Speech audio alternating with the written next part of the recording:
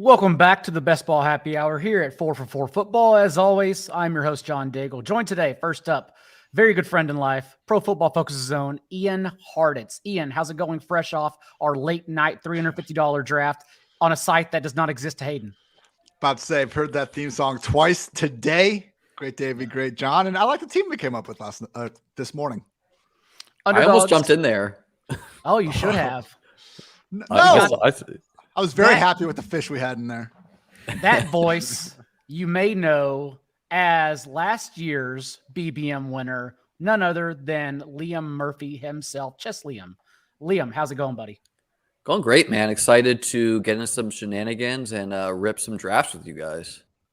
And rounding out the foursome today, it is Underdog's Hayden Winks. Hayden, how's everything going following the release of another puppy? Puppy's doing well. I'm in the Athletic ESPN column streaks. You know, that's kind of my life now. Because notifications Hayden, and the news don't are stop. Are you ripping drafts on other sites since you're not allowed to for Underdog, or do they just not? I've never even heard of another best ball site personally. Hey, me either, man. Sponsor of my channel. Good. Also not allowed to draft outside of employee drafts. So Yes. not doing either of those questions you asked. Okay. So it seems like what we agreed on, gentlemen, today was a puppy.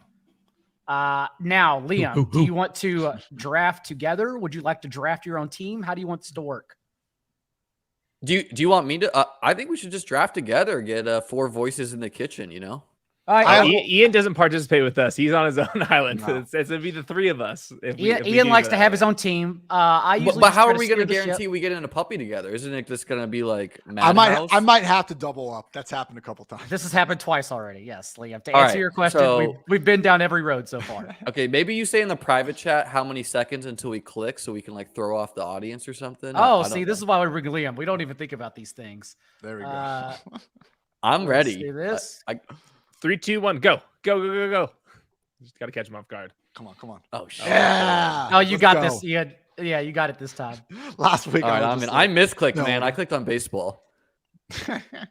Okay, so are you going to be separate here as well, Liam? I'm separate since that's what we're doing. We're filling 3 of these bullets then. Hayden, you and I will go along talking about strategy. The puppy ADP, of course, is updated, a little different than Best Ball Mania ADP. So, 101. Let's go, baby. Oh, CMC. and I got the 102. You got one, yeah. Let me ask you about Duke Johnson. I see that username. I was drafting him a lot in the big board before the Bills drafted James Cook. You know, recent reports, Zach Moss not dead. I never thought he was. I don't have a huge share, but do we think Duke is done with the James Cook news, or will he be picked up? Biscaglia said that Duke Johnson's very likely to get cut today. That's what he wrote. I wake up every day and I search on Twitter for Auden Tate and Duke Johnson. I found several Auden Tate highlights. The best thing I've seen with Duke Johnson is he had like a good pass protection pickup one day in practice. Nothing else, man. I think we're going to have good last year with the Dolphins. He's always been good, man. He's always been good. I have taken him in one draft. I think it was like more of a charity draft thing. So if you want to call me a fraud, I get it. I have 1 share at least in BBM3 of Duke. How much? I have like 30% before the draft or something crazy. How much 101 have you been getting, Ian? Barely any, man. I'm like a expert at drafting at pick 109 or later, I feel like. So it's a good change up being at the front of the draft here. I've got a mixture of JT and McCaffrey because earlier in the offseason I was on the JT. I wanted just any quarterback upgrade in Carolina, and we didn't get it until we did. So some critics might argue I should have been on the CMC train the entire time, but hey, we're back either way. Most people haven't drafted yet. Great day to be great. Liam, what about you at 1-2 Cooper Kupp, not Jonathan Taylor? At this point, are you just spreading out your exposure? This is my first puppy. I was planning on maybe trying to draft 150 on stream at the same time and just trying to like manage chaos and set draft limits. And just because I think it would be great content. We're going to do 149, I guess, instead. And we'll see how that goes. I got to get a couple extra monitors, but I don't know. RB or wide receiver, Hayden? I would go Cook personally, but it doesn't really matter to me. That's fine. I figured literally that- just before the show tweeted out, who are you most comfortable being underweight on for BBM3 between Dalvin Cook, Stephon Diggs, and Travis Kelce? And I'm curious how that will play out. It's got to be Travis Kelce, right? That would be my answer. He has the highest odds of the regression or bottom falling out. But he plays the position where if he does Travis Kelce things, he's just burying you if you don't have, like, you're just advancing a super high clip. That's true, but it's also still only half PPR. Like I think you could still, yeah. I mean, I would say it's the highest odds of I can find a player this year to catch up, since Kelce could fall off altogether. It's what people were projecting last year. It was too early. Could happen this year. From the 110 on, like every draft pick sucks. Like everyone has a blemish that like all you the just way to don't want to 216. chase. Literally all of them. Are you guys, let me ask, I was going to take Diggs just for some hometown Bills at the 102, but I figured I'd take Cup. I know on some sites that I don't know of that Justin Jefferson goes ahead of Cup. Where are you guys on the Cup versus Justin Jefferson, especially with this recent Matt Stafford tendonitis news? I've been Team Cup the whole way. Same here. I guess the Stafford thing's something to watch, but I think they're just being careful with it, as they should be. It's freaking August 4th. So until it becomes something that could bleed into the regular season, I'm still going to be Cup. It is, these situations, it's been my kind of counter for the DK Metcalf ranking. And look, I have Metcalf ranked like wide receiver 24, but if we took away Stafford and, who's their fucking backup? They never Wolford. I Wolford. watched him training camp. He's terrible, man. Of course he is. So bad. And in Minnesota, if we had Sean Mannion throwing passes to Justin Jefferson, like would Kupp and Justin Jefferson really be like outside the top 24? Maybe, but I think it's a good question to ask with Metcalf. But just to turn your auto off, here, I got Kupp. Yeah, just for the people that are watching, autopilot's on there. So if you are using the queue and that stuff, you have to make sure you click autopilot off. If you miss 2 picks in a row, it's automatically gonna turn that thing on immediately. And here's something I learned: if you're on the turn, here's something I learned on the turn is I kept on autoing my second pick or something, like by doing it by the queue, and then you forget it. You let your first one tick down, and then you get autoed on the second one. So yeah, make sure you choose your first one on the turn to not auto the next one. Would you have started with the superhero RB here, Hayden, or gone for Debo or Mike Evans? That was really the options. Yeah, I just think Saquon projects so much better than those two. I would go Mike Evans over Debo Samuel personally, but I think Saquon just projects better. Where are you at on Debo's ranking? Like, are you in the rushing production?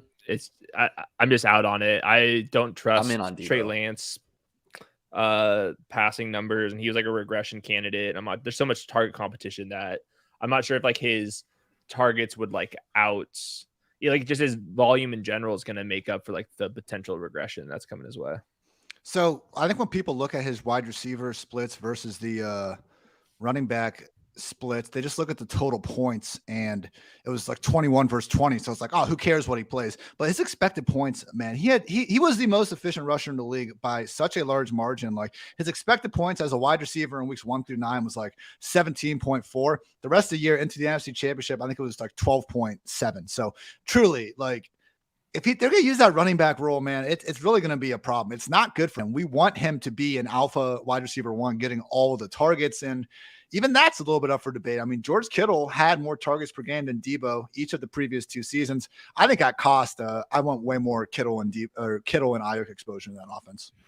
He scored a touchdown on every 10 carries, and none, I believe, came inside 20 yards. It's just like so freaking unsustainable. Yeah, for me, it's just if there's a wideout that's going to finish top 3 at the position in that group, and I love Kittle. I love Ayuk. So, I'm not, but I think I'm maybe 2x the field on Debo. And it comes with a little bit of me being, Daigle, go DJ Moore. I think A-Rob might fall a little bit with the Stafford FUD, just personally. Yeah. You want DJ Moore here? Yeah. I feel like anyway. Yeah, all these wideouts are very close from like the DJ, A-Rob's really getting steamed up now. Yeah. I think we probably reached the peak on the A-Rob stuff. Juju's wide receiver 25 now. What world are we living in? You've been very steady on that. Yeah, the Debo stuff it's very complicated. I have him like. What do you think about the contract, including the like? It's not a lot of money, but there's incentives there at least. They'll use him a little bit. I don't see him using him as much because it sounds like they feel better about their RB2 this year than they did previously, and I think Eli Mitchell is good enough to like earn like legit running back snaps. So I just think Debo just has to earn as many targets as he did last year, and I just. Like, for me, it's like I just don't think Jimmy G was that good. So like I get that Trey Lance is going to run. They were so efficient. Like he was so efficient still. You know, like I agree with you. Jimmy G by himself isn't good, but like the numbers were still good. You know, like we're going to a guy that we like, and we're saying, hey, we can't take this guy who was good last year because we now has a quarterback who we like who might be like Josh Allen-esque where he's getting production. You know, and it's like I did not like Jimmy G. I get that he was productive and efficient but I think he held that team back, you know?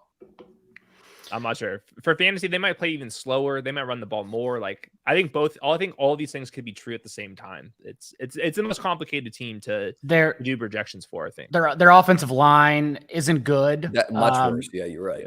The running back situation, like I think it goes 4 deep. It's a disaster. Like you could argue Tyrion Davis-Price, like even in his ADP, is one of the worst draft picks because everyone's just assuming he has a role, and that maybe isn't the case at all. Trey Sermon season, let's go, boys. But the thing though is like little flop flag, man. Like Justin Fields, like Jalen Hurts, Trey Lance, though, what he offers is still like too good to fail in fantasy. He could be bad at football, but still he'll be fine in fantasy. So I think it's Lance, but I don't go overweight really on stacking them. I wonder if the same thing applies to yeah, that's true. But with the Trey Lance rush attempts, I agree. Just he's not going to bust on it. He can't, man. I've been saying this stat. 11 out of 12 quarterbacks with 125 plus carries have been top 12 per game. Not doing the bullshit. You know, these guys played 16 games, so look how many total fantasy points they scored. I just wonder with Justin Fields if he's going to also be one of these guys with too many rush attempts to bust. You guys are. What about little Marcus Mariota? It sounds like you're talking about him. We saw him. Love Mariota. We saw him have 4 years. Man. Where was it then? It was, but like, what about that? It was still there. Back to that Raiders Chargers game, man, where he was doing those like that Raiders Chargers play will get me to like. I have a lot of, and I don't know. The early news is great with Mariota, but early on I was doing like elite quarterback and then ending my drafts with Mariota Ritter, just securing a guy who like I think that quarterback combo will outscore Justin Fields because I like the weapons of Atlanta a lot more than the Bears. Yeah. Mariota doesn't get drafted every single time. Like I think there's a chance where you get correlation if you've already stacked him with Drake London and Kyle Pitts, and there's a unique list level because he's not being drafted every single time. And to me, he still has the upside. And I think, like you said, I like going the elite quarterbacks and with these scrubs. Maybe one of these scrubs has a good enough week in week 15 or 16 where you only have to come in first place out of 15 people, but you don't have to like have the complete nuts. And then all of a sudden, now you have that unique team with that elite quarterback, and he actually goes off in week 17 where you have to come in first out of hundreds. So when you're able to take them like round 18, literally, I mean, Hayden, we've talked about this throughout the offseason. All my Carson Wentz in round 18 because those are complete darts. But all of a sudden, when you're getting at least a starting quarterback at that late that we've seen, even Mariota's second year, I believe he was QB 12 points per game. So it has happened by the Juju principle. We're allowed to go back, 2018, 2017 for some of these guys. So, hey, there's weapons all over the place. CPAT, Auden Tate. I'm a Falcons guy, so it's music to my ears. Well, what you just said, so I only entered a couple Puppy One teams last year, but I placed 6 in it. And the team I made some 4 quarterback teams, which I'm going to try here. And it kind of was exactly what you're saying, Ian, where it's like you can get quarterbacks who you have no questions are going to start the whole year, right? It's the position that's hardest to separate. Now that's changing a little bit with the elite guys, but Marcus Mariota late, even Carson Wentz late. Like these are guys I'm taking Mac Jones, Goff. Like these are guys who have a little bit of optimism about, and they're starting players in the league, And the prices are down for those guys, and the prices are up for the quarterback ones, the upside quarterback too. So even if like we're talking about like last year's data and all that stuff, we still have to factor in the prices have changed, and that's going to change some of the data anyways. I just got Judy and Kittle off the turn. Feeling fine about that. I get to be a Judy guy now. Tim Patrick. I wanted one of those guys. So I grabbed Godwin instead. I was looking at Godwin as the other potential one, but I've already been getting so much. Him and Michael Thomas, man, I feel like should be I have so much a lot higher too, right now. Yeah. Judy, this is about right. ADP bump around here now that we know he's going to be in 2 wide sets. That was the only question mark. Yep. I think it's a bump to everyone in like even the running backs with Tim Patrick. Like I think Tim Patrick was going to ball out this year. And I know. so And that's going to red zone, get too. distributed. Is it more to tight end? Is it, is it more running backs in the red zone? What is it? So Daigle, we're looking at Kyler here, obviously, right? Yep. Yeah. Um, That's what we want here. Jeez, someone in the comments said that Cliff said that he wants Kyler to call plays to prove that it isn't easy to do. Is that a quote? Is that an exact quote from Cliff? Like I know he's not sharpened, but is that true? My Cardinals take is they don't have enough fans to be called the Jets, but they are organizationally as crazy as like the Jets are. We just don't know At ownership level or coach Just level? all of it. All of it. It's chaos for everything. I mean, Kime did take a You speedy think you're hot shit with that new linebacker. contract? Call plays. Three first rounds in a row, they chased a middle speedy linebacker. Like, what are we Yep. doing? Yep. They're nuts over there. It's crazy. They're insane. But they have Kyler, so it doesn't matter. They hate him, but they still have him. Cliff Kingsbury had Kyler Murray call plays to backup quarterbacks in practice. I just wanted him to know that, hey, this shit ain't easy. That's unhinged. That's really unhinged. Oh, this is so good, man. How about the recent Rondale Moore hype? Is that a little flop lag? Like, I like a lot of pieces from the Cardinals. I like Zach Ertz. I like and I think like people talk about Patrick Mahomes being too cheap this year. I think we also have to say like Kyler is, like he could do 30 points per game, easy. I haven't been chasing the Rondale Moore stuff. I just think structurally the type of player he is not that conducive to how underdog scoring works. But and Zach Ertz goes right there. And like, I hate to be the median projection guy, but like to me, like there's a much better chance that Zach Ertz is a tight end 1 than like Rondale Moore is like a wide receiver 3. Well, Ertz is like it goes from Ertz to Komet, and that is a huge gap to so bad, man. We were like trying to jam like Irv Smith in there and like Cole Komet, like none of these guys. I mean, come on. No. Yeah, it goes like Dawson Knox, Goddard, Ertz, and then it's like, okay, I'm just gonna wait. I'm not gonna take these guys. Yeah, so I've been going Ertz instead of Rondale. They go right next to each other. I just pick Ertz usually. Yeah, because like you said, Ertz, there's always a little pause. But like I'm definitely not jumping in at the Schultz Hawkinson range at all. I love Schultz, man. I'm a Schultz guy. Hawkinson, maybe I'm biased, but I'm not there this year. There's no freaking way I'm drafting Hawkinson, especially in his range. That's ridiculous. I think they're both fine as a tight end 6 and tight end 7. I just think they should be going much closer to Goddard instead of much closer to Kittle. That's my issue. Liam, am I crazy with the Dawson Knox stuff? I think he's like an absolute smash, man. Like he's so athletic. He's my highest owned player. Nice. Yeah, dude. I am a Bills fan, but to me it's between Knox and Gabe Davis. One and or both are about to be elite players in the league where Knox could so easily, like when we're talking about the Kittle range plus, he could so easily be there last year or next year, especially if like Waller slows down, Kelsey slows down. Like OJ Howard is not going to catch passes. No. He's there. No. They're What going are you thinking, Hayden? They're going to run way I'm fine more with two tight Amari. end sets. Okay. They're going to run way more 2 tight end sets, and they have historically ran 0. And that's going to be a target boost to Knox, Diggs, and Davis because it takes the slot off the field, and Cook, in my opinion, who they're going to flex in late to the slot. And I mean, I don't see the reason why Knox won't approach 10 touchdowns again. I mean, 10 whatever, but like maybe 8 touchdowns. Like he's attached to Josh Allen.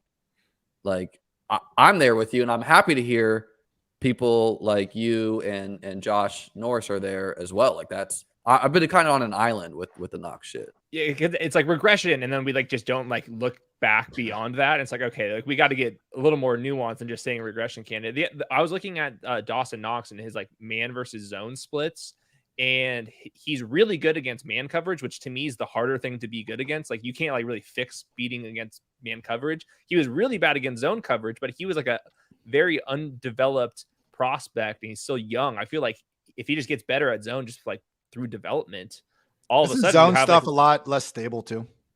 I'm not sure. That would be a PFF stat. I'm pretty sure, man. That's what I'm trying. I'm trying to help you out here. I think that would be the case, and it makes sense to me. Like as you're in the league and you get more starting snaps, you have a better feel for zone, and all of a sudden now you have an tight athletic. end. Yeah, you have an athletic tight end who's been dominant in the red zone, attached to Josh Allen. Like I mean, in his last 10 games when he returned from the hand injury, he ran around on 90% of the team's dropbacks. Like that's literally all I care about. Are you on the field? Great, get out there. Like his ADOT could be huge. Like not many tight ends in the league are literally going to get 40-yard targets. Yeah, where he easily could. He flashed his first 2 years in the league too. I mean, Liam, you said you're a Bills fan. I'm sure he'd have one great like catch or block per game. He just dropped a lot of passes. So it was the drops, and people were dragging him last year for going to like a catch specialist, like with like the bouncing tennis balls and learning. Yeah. Like people are like, look at this bum, he can't catch. We should be supporting players that like are being real with themselves and going like absurd routes to get better at it. And you know, aside from Gabe Davis, no one else is big in the red zone, right? Like Diggs is not a big guy. Isaiah McKenzie and Crowder are not big. So Davis goes down, Diggs goes down. What like the contingency value too with Knox is huge. Yes, that's what I was saying. Like who's gonna like soak up all those targets if Diggs misses times? Like, man. Yeah. Isaiah Hodgins, baby. That's the fit. You need to pivot from Auden Tate to Isaiah Hodgins because that's a guy. That's a guy. Liam, right? I took London right before you took Thielen. I would have taken London. Okay, cool. That was my final two I was trying to figure out, so I feel better now. It's a tough, like Adam Thielen is just like, okay, give me those touchdowns. Let's hope he doesn't get injured. And, I think the Viking offense, like the reason why people sometimes are taking Justin Jefferson ahead of Kupp is because the coaching staff was not utilizing the pass catchers at all. And that's going to change with the Rams system. And, after like, I like KJ Osborne. He did a lot last year, but I don't know about him as like as a talent. I really just try to get guys who are going to ball out in touchdowns, like Mike Evans, T. Hick. Like these are guys you just know are like going to get around 8 to 10, I was trying to watch some like of the Vikings games. I think I was trying to look at Osborne. I ended up seeing this touchdown from Amir Smith Marquette, I think.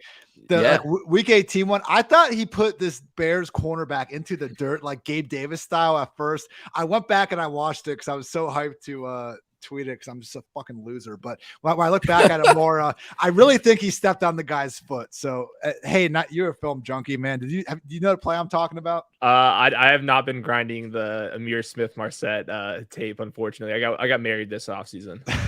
Oh, well, and guys, Ian calls himself a loser here. This dude is bulked up to 220, he said, pre-stream. Right. This guy could be drafted. You could see him at the combine soon. Mm-hmm. Look, I enjoy having, 1 to 6 beverages during any given night. So I try to force myself to work out. And if I work out, I'm like, all right, whatever. It can't be that bad a weight, right? Hey man, you get some protein beers in there and it's lights up. Like Tony between Thielen. I like Tony, like what Tony did in that Dallas game last year. I was like, damn, that's a first round player. Yeah. Thielen is not that, but how about who's going to score the most touchdowns? That's where it's a little, it's a tough choice for me. But this range, the round 7, it quickly dries up at like Thielen, Christian Kirk, Brandon Ayuk, Treylon Burks.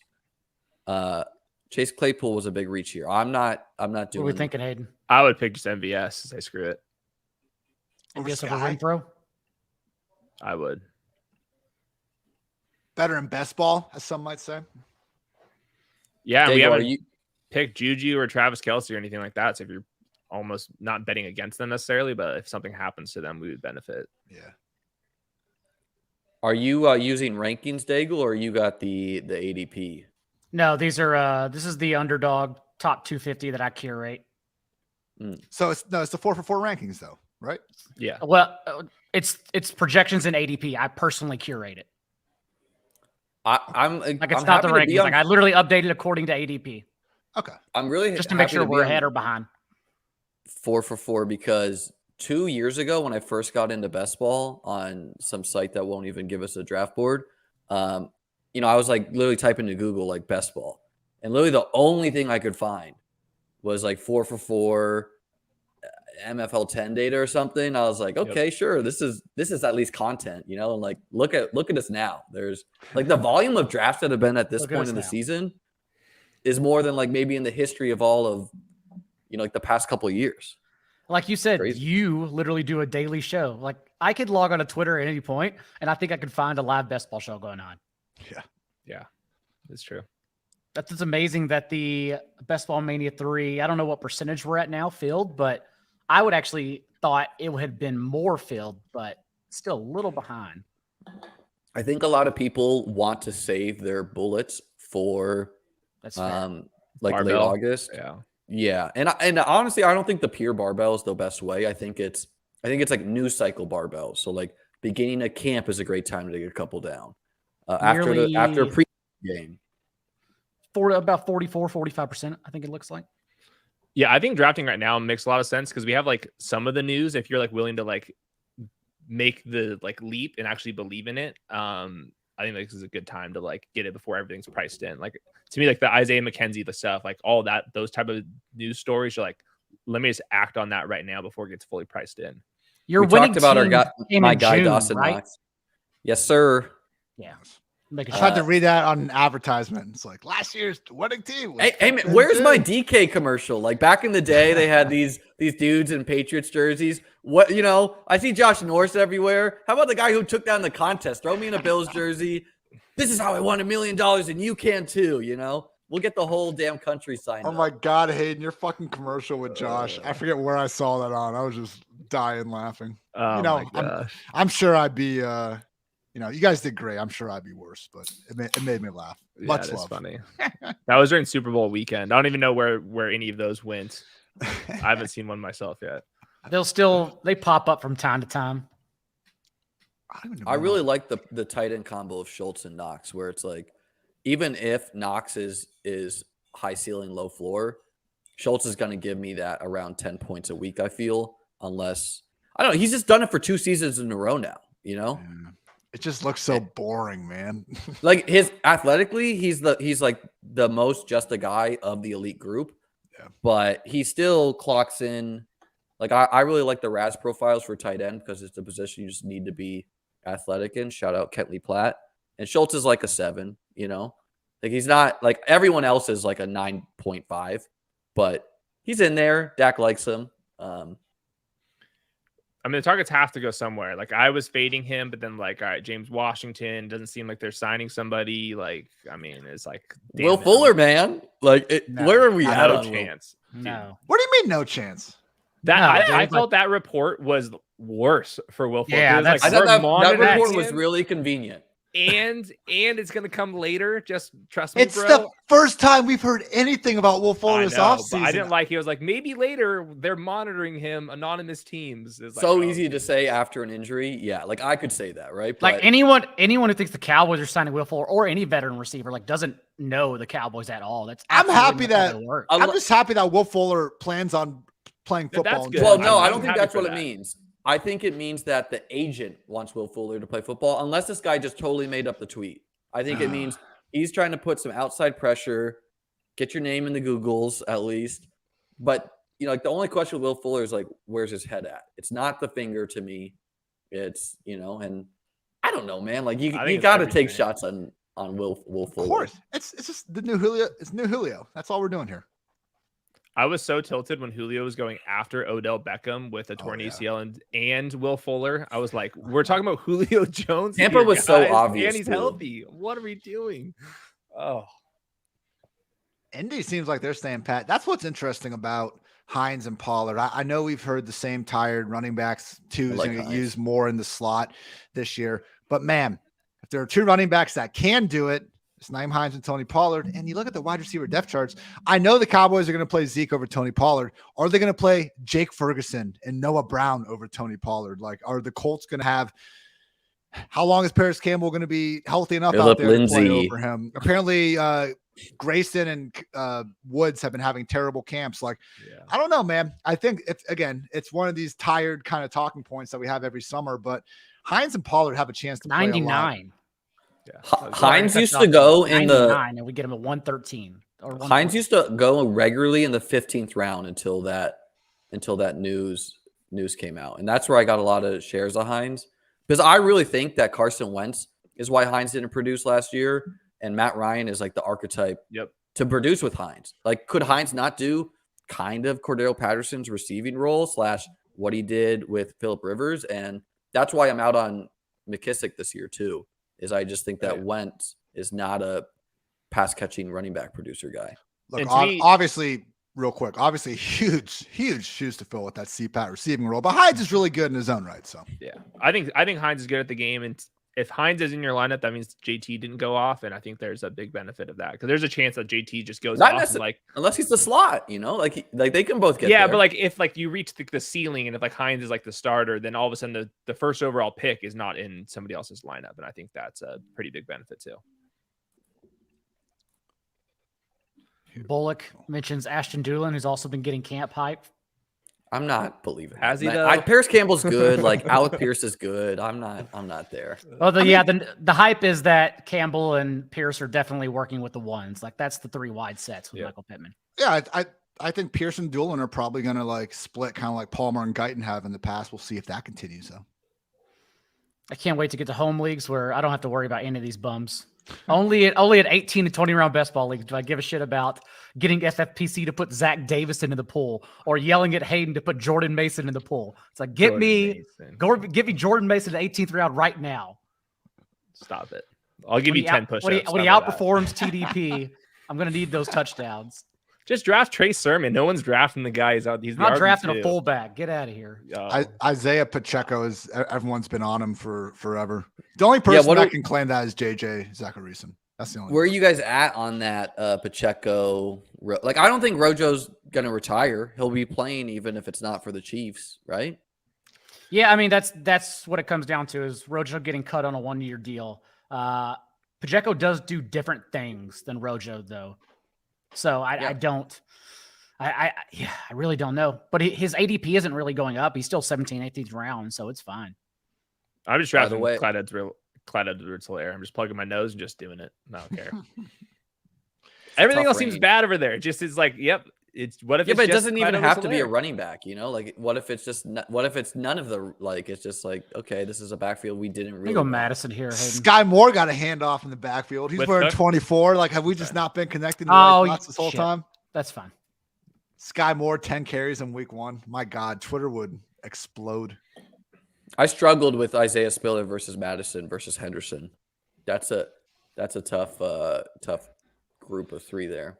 I'm souring a lot on Madison, man. I think with the new coaching staff, it could be much more split if Dalvin Cook goes down with Madison and Kene. I mean, Madison couldn't even beat out Amir Abdullah for pass down work a couple years ago, man. Like, I understand we had the RB1 games last year, but they were all pretty ugly real life performances by Madison. I love watching him hurdle guys.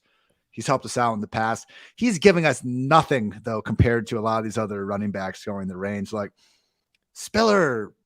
He gives us like 30-point weeks routine. Like, he's like a DFS slam dunk with an old coaching staff.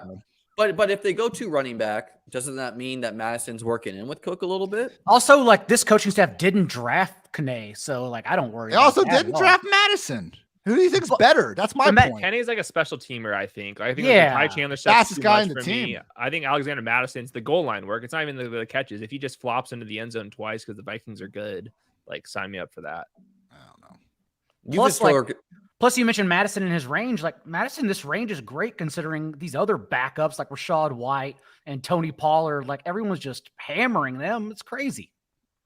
You're not in on White. I think Pollard is like fantasy Twitter as far as like price rise. Like he is a league winner if Zeke goes down. And by the way, I'm not trying to weight shame, but Zeke looked real big in today's little video and not fast.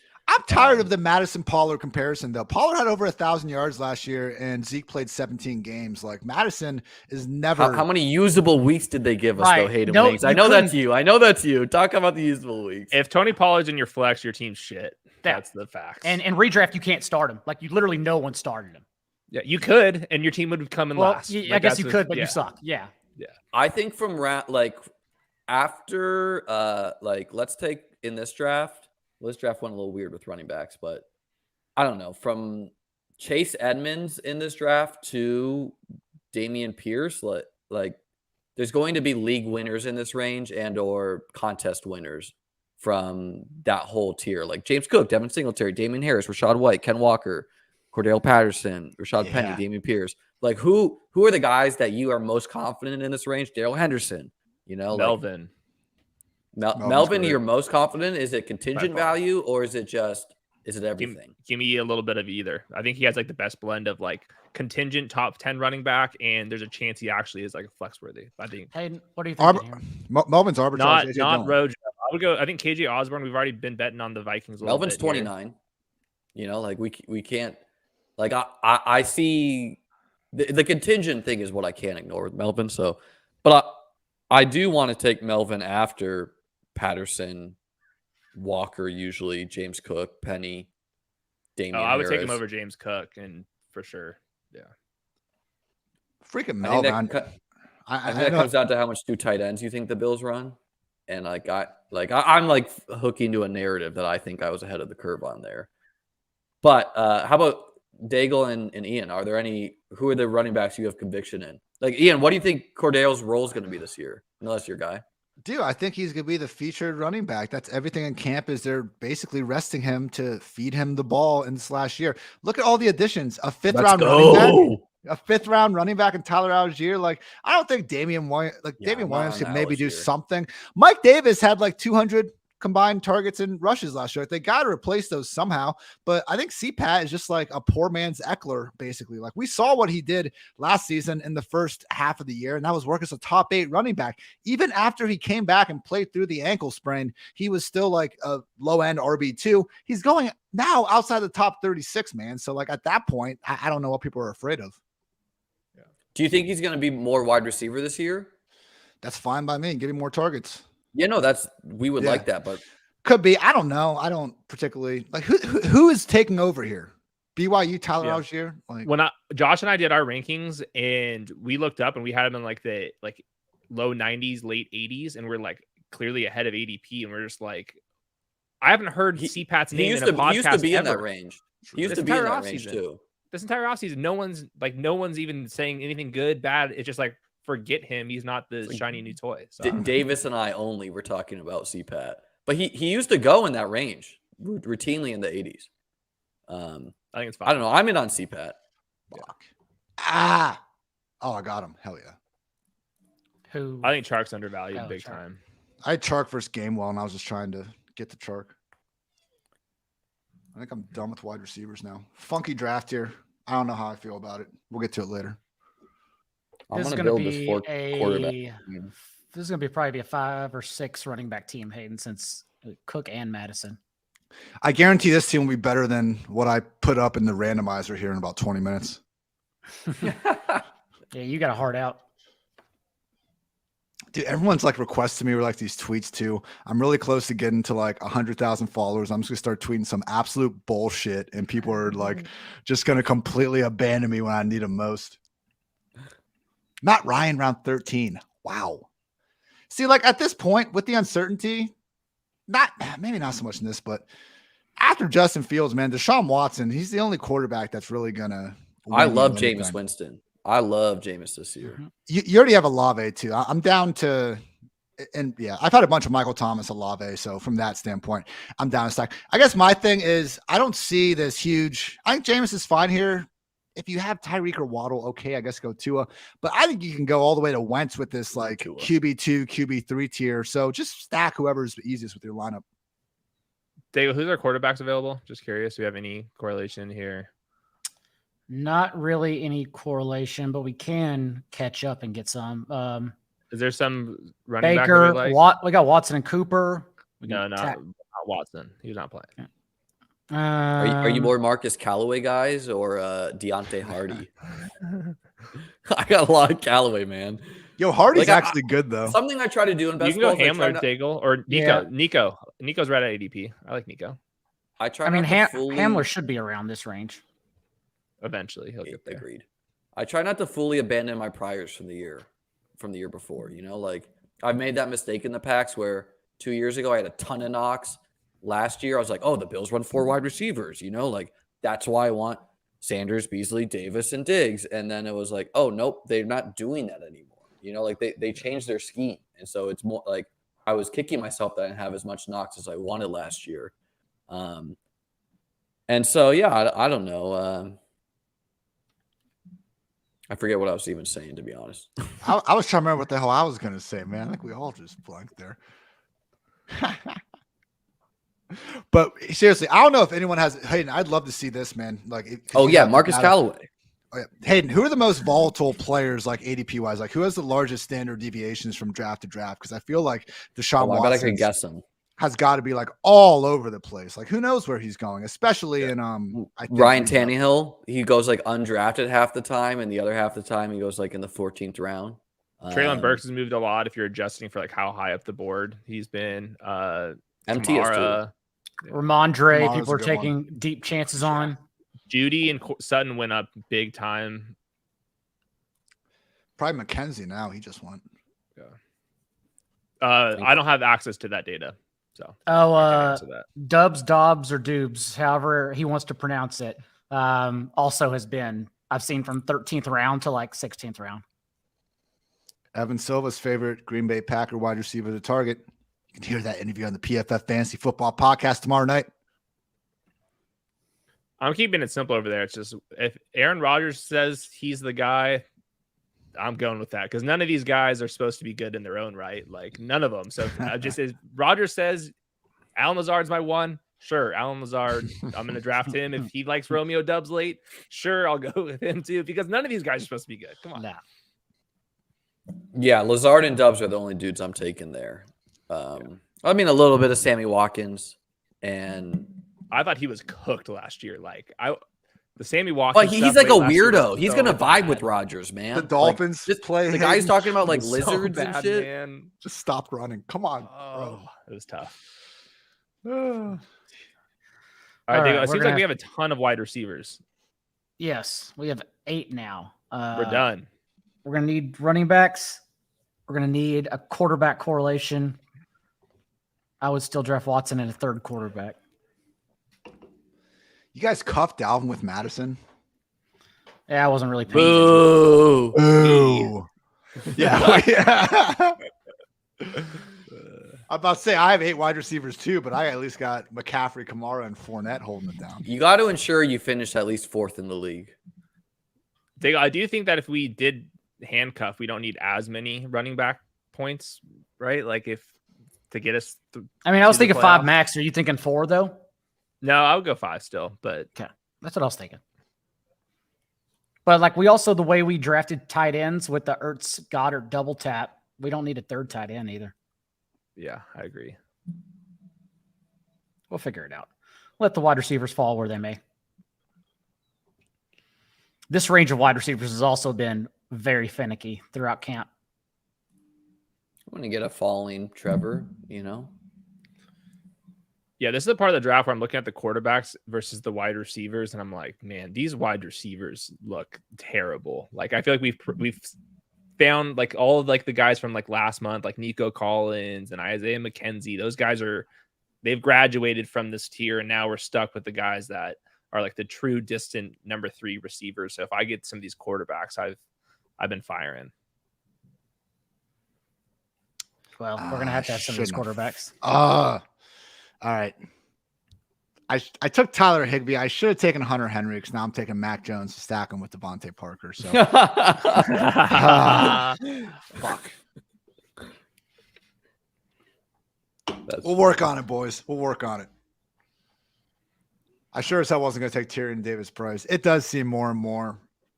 I don't want to, like, I have gotten some exposure to him, but I definitely don't want to be chasing that because there's absolutely a chance the dude has like 20 touches the entire season. Let's be honest.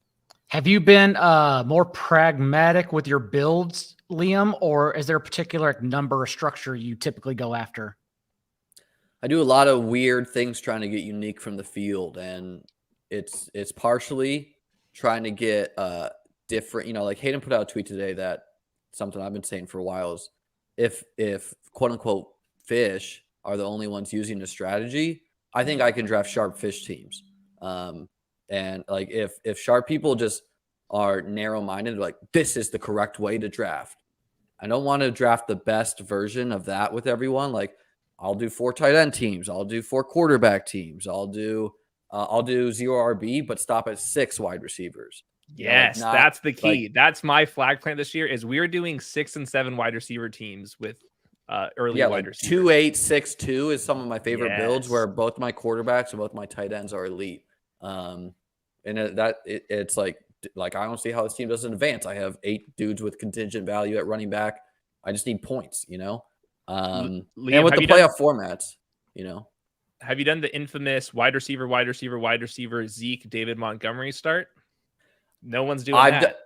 So I do, that's something I thought was sharp too, like drafting the players that people don't like. For example, me last year, I knew a lot of people that thought similarly to me were really in on LaVisca, were really in on Jerry Jeudy. And honestly, with Jeudy, I think I got more lucky than I was correct because I think that first game, like maybe there was something there before he got injured. But with LaVisca, I think I was just right. Like I didn't see how he could be a 6th-round price. So I'm getting different from people that I think are sharp in different ways, like, are you thinking if you're or not Hayden, sorry, Liam. Mark Ingram, probably. It's sad. Bro, Visca had so many chances too. The amount of guys that like all of the chances jumped him and then got hurt. It was I like had so much Chark last year, man. And I know Chark would have smashed if Chark would have been the guy. I think Chark's gonna be the guy this year too. He's just like literally I would want him on any other team, but I'm still taking him, He's cemented starting. Like that was an awesome Lions article. One of the Athletic articles, they were just like, hey, here's the starting offense, like for sure. I guess it's cemented. Why did he go there? I mean, I guess it's Dan Campbell. Like if Dan Campbell started calling me nicknames like the praying mantis, maybe I would sign there too. Yeah. He's just the man.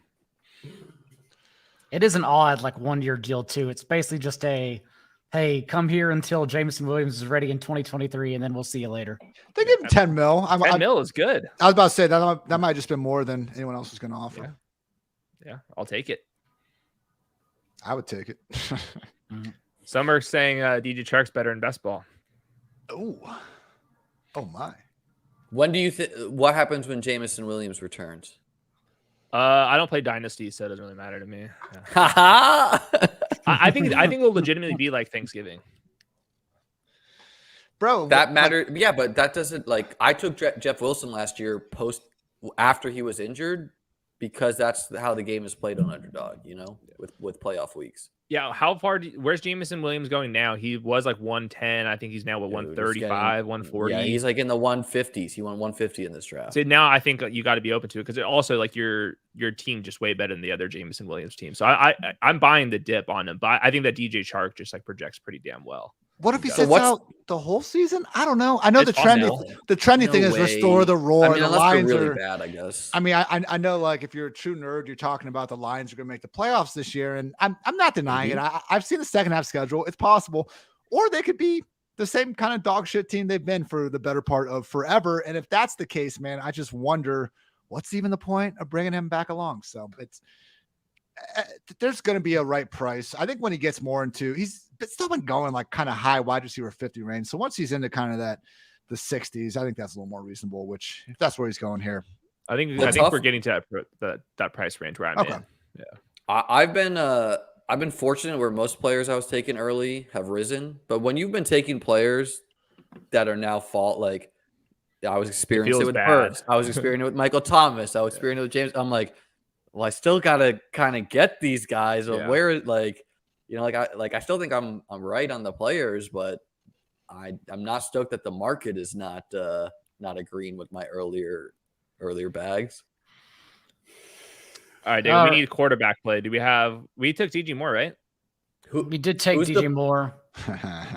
Who could bury you, Daigle? Like who's some guys you're not taking at the top of the drafts that could do it to you this season? Oh, there's so many. I mean, I'm avoiding so many players at the top, man.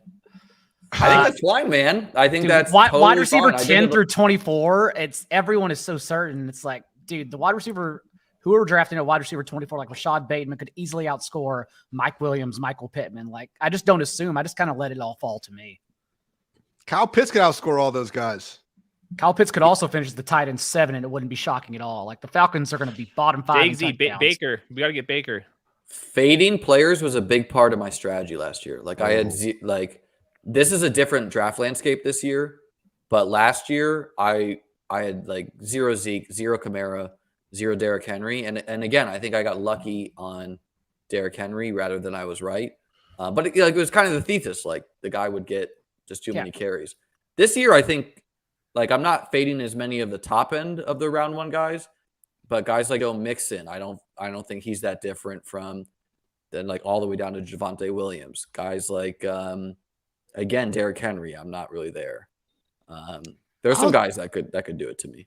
I barely gotten Mixon. I barely gotten Nick Chubb. I do think Henry at like 108, 109 is a lot better than Henry at 103. So I've been okay to take on that chance a little bit because I put this out there in my Twitter today. I asked, who's going to lead the NFL in fantasy points if God turns injury off? And McCaffrey's obviously the runaway leader, but I think Henry has to be a very close second, even ahead of guys like Jonathan Taylor and stuff. I mean, how many wins do you think the Titans get this year?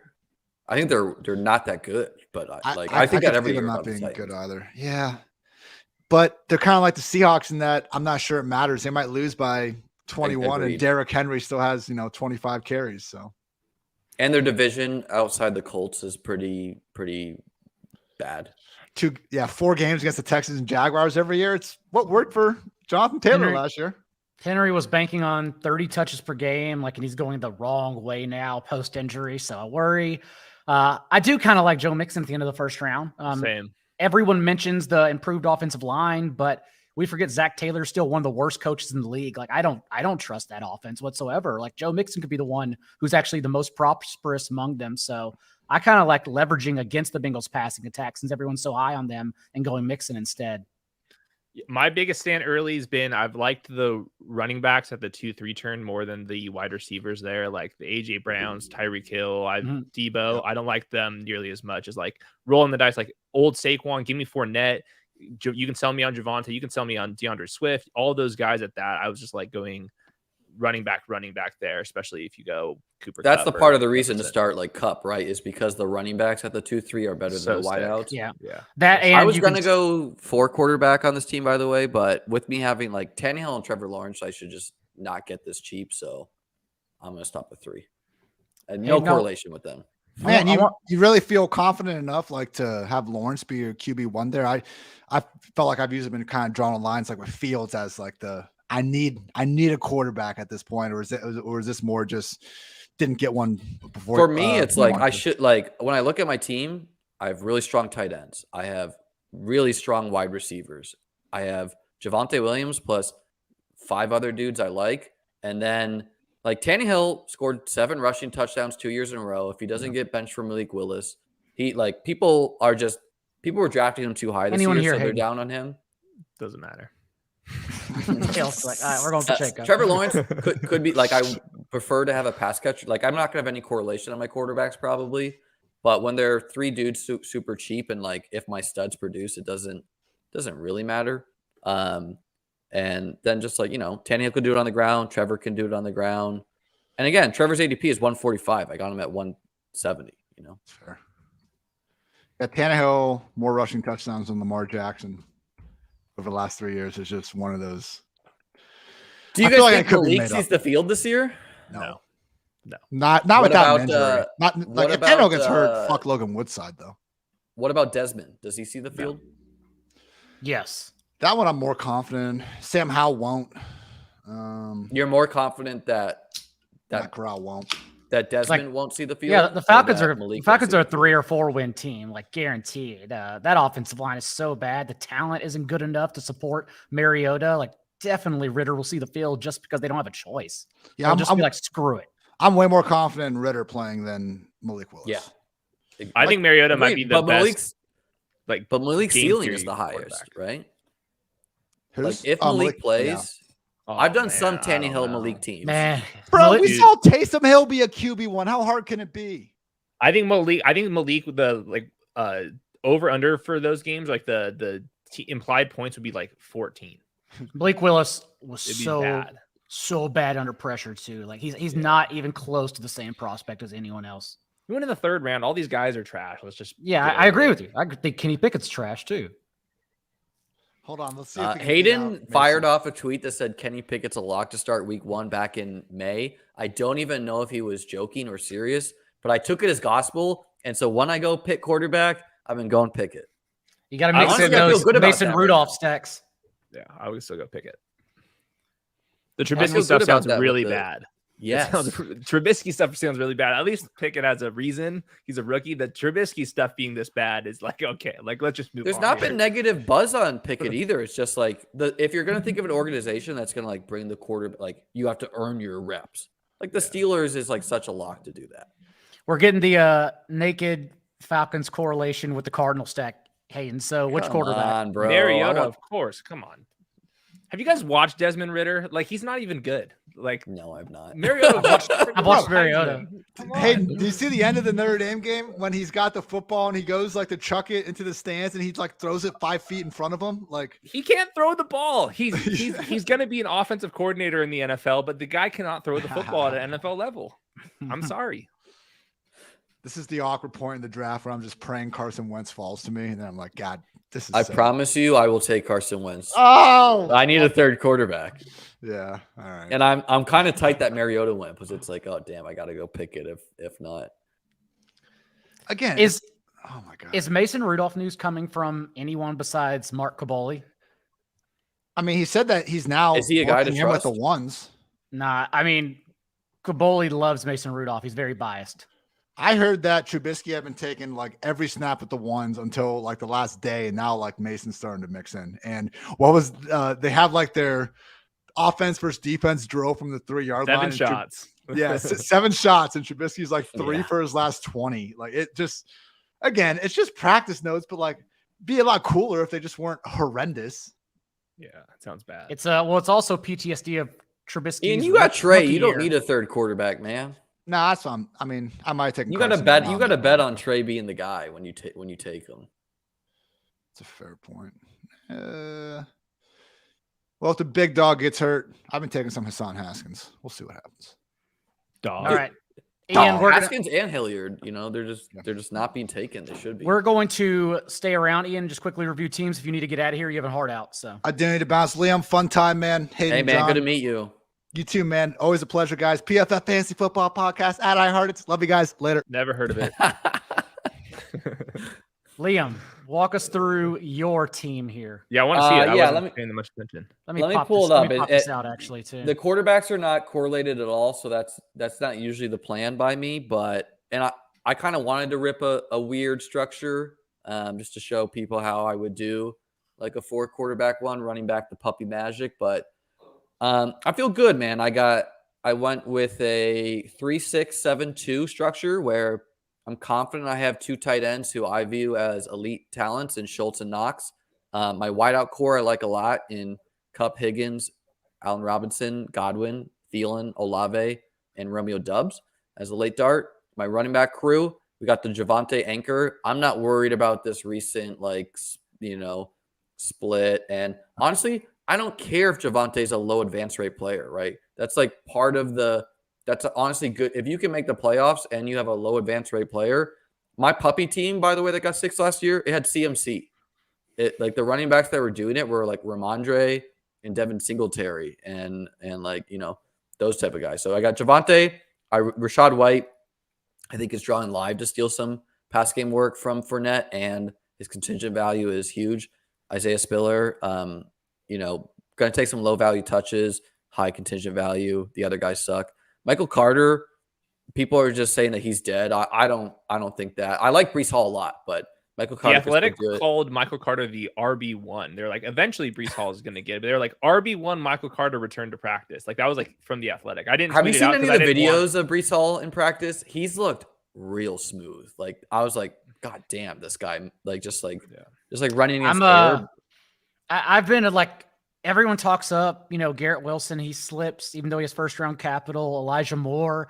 But like, I haven't felt myself taking any of them because I'm not in on the Jets pass court. Yeah. I genuinely think they're the Broncos of last year where like, it doesn't matter because they have everything in place except the quarterback. So I just find myself always avoiding Elijah Moore. Not a Joe Flacco guy?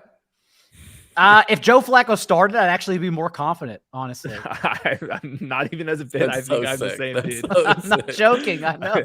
Didn't Saleh just call Flacco a starting quarterback in this game? Yes. He said that yesterday. Let's prove it. Let's see it. He said he's been outperforming Zach Wilson. It's like, well, we're not starting well here. I don't know. I'm still taking some Zach Wilson because he's at least like he goes real cheap too. But then I finished my running backs with Gainwell and Mostert, two guys who massive contingent value and should be seeing the field. And then my quarterback crew, like I should not be able to get these three quality players this late in the draft. And yeah, I'm giving up points to the Josh Allens, but my quarterback crew is Trevor Lawrence, Ryan Tannehill, and Carson Wentz, where like Carson Wentz was good last. Like, I mean, he wasn't a good football player, but he was fine for fantasy where he was volatile. He's sporadic. Like that's what you want. That's he's starting. You want. Yeah, he's starting. I'm not worried about Sam Howell at all, right? Like, and Wentz can do it on the ground. He didn't have any rushing touchdowns last year, pretty much. Where if like he had his rushing touchdowns from 2 years ago and his 27 touchdowns and 7 interceptions last year, this year, and I just think the Washington pass catchers this year is a world better than what the Colts were rolling out. But the O-line is a question there. So I like the team. It's weird. It's different. And it's like a 0 RB with elite tight ends and, anchor RB and whatever, 3 quarterbacks. It got weird. I like that. As Mr. Scampers asked, is Wilson worse than Darnold? So remember, no. Darnold top 5 quarterback last year because the Panthers opening 6-week schedule. We were aware of that. That's why we were playing or drafting him behind Trey Lance. I think it's similar this year. Like if Deshaun Watson does get the 6-game suspension, like Matt Ryan, Tannehill, and Carson Wentz have strong opening schedules.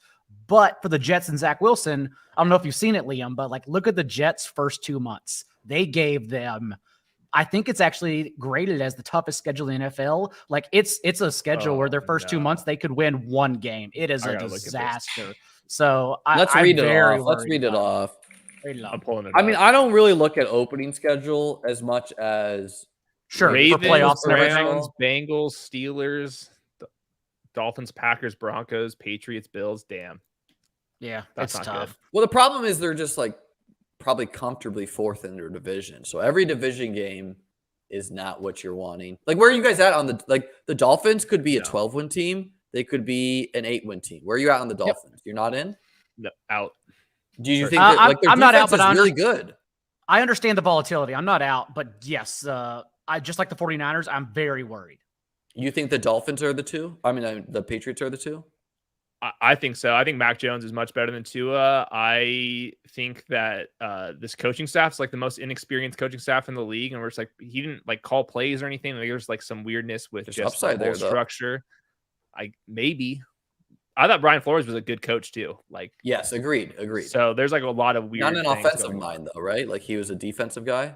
Yeah, but I think maybe like if defense is more volatile and you lose your defensive coordinator, what if like this defense goes to the shitter? And I don't know. I'm just not a Tua guy, and I think Mac Jones is really good. So. It's really the O-line is the question for me about the Dolphins, but the opportunity, like I think the narrative for like people love narratives, and it's like New England defense will always be good. Look at who New England played last year. They played some really bad teams. There's a potential for that defense, like against good teams, they got eviscerated. Yeah. There's a potential with that secondary outside their safeties that they are terrible, which will lead to them passing more. I think they will pass more. I think Mac showed something last year. I agree with you. Yeah. And he his ceiling is like around Kirk Cousins to me. Like that's a good football player.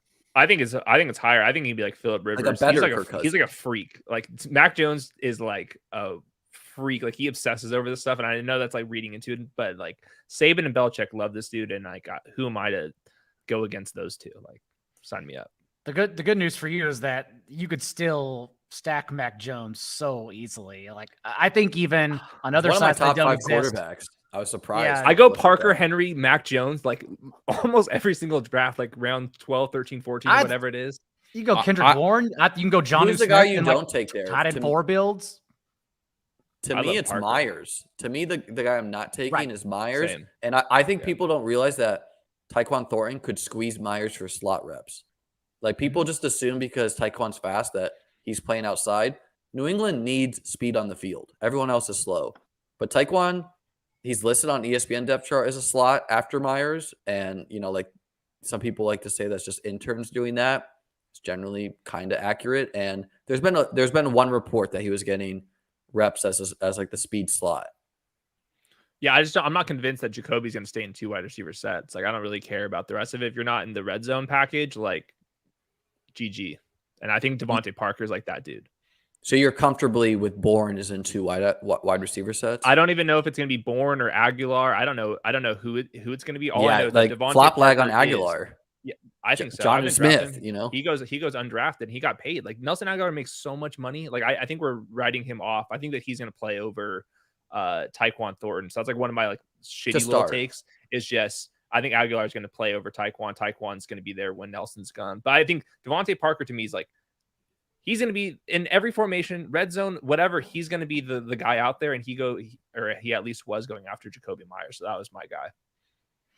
His ADP still really hasn't adjusted, just given the range of other players he's around. That's my argument for Devontae Parker. He could easily reach a spot where I'm just not interested because I don't think he has that much upside. But around where he's going right now, like some other wide receiver 3s people are trusting, like Josh Palmer and KJ Osborne. It's like, I'll go Devontae Parker over those guys. That's okay. One. Yeah, and Hunter Henry I like a lot. Like the recent Jonnu Smith buzz is giving me, but like Henry's drawing live to be the 1, 2, whatever, Yeah, I think so. All right, boys. That'll do it for the Best Ball Happy Hour. Do you want to run through your team before we get out of here? How'd you guys feel about it? Well, we do this every week, so I don't even really worry about it. But let's get out of here then. No worries. I exited it. I was going to pull it back up, but it's fine. We accidentally drafted, even though I don't care so much, but we accidentally drafted Madison behind Cook because I was just listening to a conversation and wasn't paying attention. It's still just fine, though. We got a Kyler stack. I mean, our team was, I think our team got a Kyler stack with the Falcons run back for week 17. We got a Panther stack and still 5 running backs to 8 wide receivers and 2 tight ends. Since Goddard, we got who's ADP 99, and we got him at 116, which is fucking insane. So I think we got a good deal. It's probably not unique enough to win, but we got a fine team. That's what we're still trying to do. To win. Is figuring out how to win here. I think it's unique. I don't think that many like sharp people don't handcuff as much. So right there, you're different. No Dubs, Dubs, whatever the hell he wants to be called. None of that stack. We should have grabbed Randall Cobb too, but whatever. Here we are. I don't think Randall Cobb would have made a big difference here. We can sleep at it. With that, Liam, I will be on your show next week. But between then, where do people go to watch your show? What else do you have coming out? I don't even know how you find me on YouTube. Like, there's like 8 Liam Murphys with bigger followings, but type like Liam Murphy Fantasy or something if you're using YouTube. Chess Liam on Twitter. This was a blast, guys. I always like ripping drafts, and gonna have Hayden on in the future for sure as well, where we can get into some of his takes. Liam Murphy Best Ball is what people can type in to YouTube, and they will find your channel. All right. And who have you had so far? Dan Zach? I've had a lot of interest. I've had some not just typical fantasy football people. I've had some poker. Some people. Yeah, some poker people. And I think that they can give an interesting take on best ball, because what interests me is best ball is just such a new game where, I think there's a lot of overlap with like poker 10 years ago, 20 years ago was like much easier. And I think we could like best ball, even compared to 2 years ago, like contests were overlaying and people were all terrible. No one knew what to do. Like there was no content, like it's a game changer for what it is today. Hayden, What do you have coming out at Underdog right now? We just finished up our draft guide. I got to update my rankings for Tim Patrick stuff, but we just went over like all the recent news and we are ready for preseason stuff. So we'll do some preseason coverage at some point, and we're in the shit of it again. Preseason football tonight. Are you guys watching tonight? No, I have Snoop Connor bags to watch, so I will be watching at least the first quarter. I got one DK preseason lineup in there, so we'll see how Never heard of it. Next weekend we'll get some starting lineups. We'll actually get to see some actual 11 personnels that teams will use. But tonight is not that game because they put just defense in the flexible or in the captain spot. If they just released the inactives, and boy, it's I need to look. It's barren. If Snoop Connor's not playing, I'm not watching. That's my Snoop Connors ticket. will be playing. Jake, and he's on my starting team. maybe. Oh yeah. Jake Luton is he's gonna probably play 3 quarters. And remember, like he averaged under 5 yards per attempt when he started outside of the opening drive when defenses didn't know how to play him. He's just a check down artist. He's a disaster. So yeah, that's what you can look forward to. Daigle, give the people a player for tonight so I can edit my DFS lineup. Outside of Luton and Snoop Connor, I would say play with Luton actually, so you can get a little stat going. How about Tim Jones? Do you want to play quarterbacks in preseason, or do you want more skill? I've been kind of playing more skill position, not the back. You can play skill, but the issue is that Nathan Peterman. So the Raiders will still have 3 quarterbacks tonight. Christ, bro. Somehow Nathan Peterman's Jesus Christ, that's not the name I thought. Well, that's what makes you play the Jaguars defense, because like we've seen Nathan Peterman play. He can't beat up backup defenses. So I'm excited about Jags defense tonight. Tim Jones, Jeff Cotton. Those are the Josh Allen was pulled from the field at one point in his career for Nathan Peterman. Never forget. Never literally forget. Amazing. With that, we will be back next week. I don't know who the guest is. I'll be on your channel next week, Liam. I can't remember what day, but we'll get it all sorted. See you next time.